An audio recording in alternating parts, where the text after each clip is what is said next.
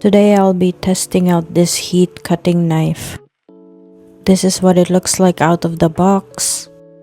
It has several different attachments depending on what you want to cut, I guess. Today I need to cut out several circle-shaped fabric pieces. Now I'm just installing the tip that I want to use, making it tight.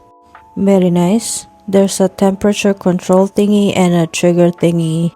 And according to the manual, it only turns on when you hold the trigger. So when you release it, it turns off. It's great because it won't smoke like regular soldering iron, I guess. Here I'm just laying out a heat press mat and some regular paper to protect my table. These are the circle patterns that I need to cut.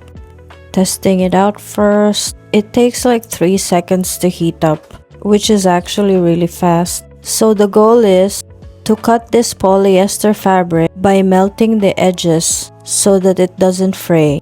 And I want to test if it leaves burn marks, which right now it doesn't, but maybe the more residue there is, you need to clean it with the wire brush that comes with it.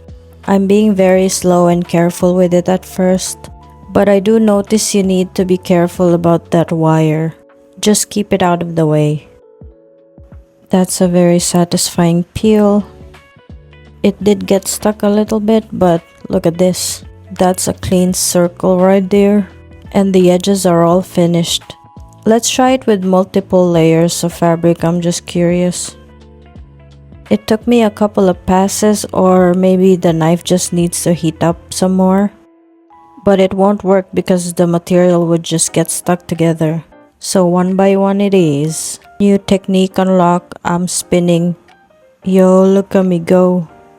Spinning, spinning. Cutting, cutting. Let's also try it with a bunch of different materials. I have here horsehair, a piece of garter, and Ridgeline. Let's start with the Ridgeline. Let's see. That's nice. Very crisp. Very melted. Let's do that again just to make sure.